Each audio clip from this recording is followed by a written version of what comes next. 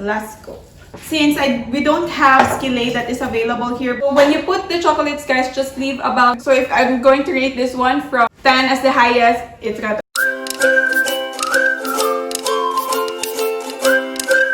Hi guys, welcome back to my channel. My name is Toni, and for today's video, I will be showing you a quick and easy go-to dessert that you can actually make anytime. It's called a Pizookie or a Skillet cookies or blondies. These are cookie bars. They are just the same as the brownies, but the only difference with them is that it doesn't contain cocoa powder. So that's just it. Before we start, we need to preheat our ovens to 180 degrees Celsius. And again, guys, if you're new to this channel, all the measurements of the ingredients, I will just put it in the description box below. So i-check na lang ninyo. We have here our mixing bowl. We will use a whisk. The first thing, guys, we will put in our melted butter and our brown sugar. We'll just put it in.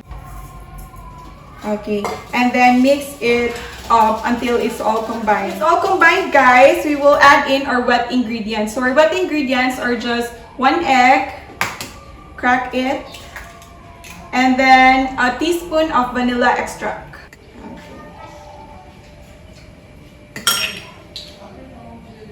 And then just continue mixing. So when it's all combined, we will just change our whisk to a rubber scraper. And then add in our dry ingredients. Our dry ingredients, guys, here we have our all-purpose flour, our baking soda, our baking powder, and some salt. We'll just put it in. Okay. And then mix it up until it's all combined. It's all combined and it forms like into a dough, something like this. Then we will add in our chocolate. When you put the chocolates, guys, just leave about 1/4 of the chocolates. Okay, because we will put that one on top. So add it in, then mix it up. When it's all incorporated, we will just transfer this one to our 8-inch pie pan. We will just use this one. Since we don't have Skillet that is available here, but if you have Skillet at your home, you can use that one. But if you don't, you can use any pan, but I prefer an 8-inch pie pan. So we'll just transfer this one, our dough, in our pie pan.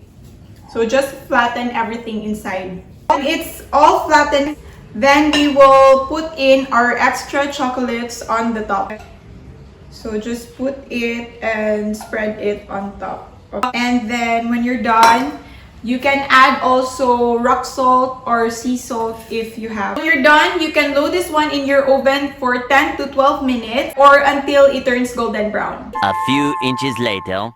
So our blondie, guys, is already baked. I've cooled it down for like 5 minutes because these are best eaten when it's hot. Okay, so we'll try this one out. And Kundi, guys, it is also best paired with an ice cream. So I have here vanilla ice cream. We'll just scoop some.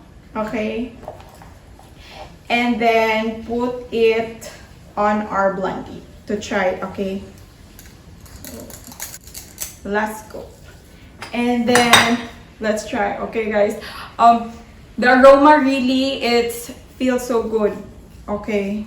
How much more when we taste it? Okay. So here.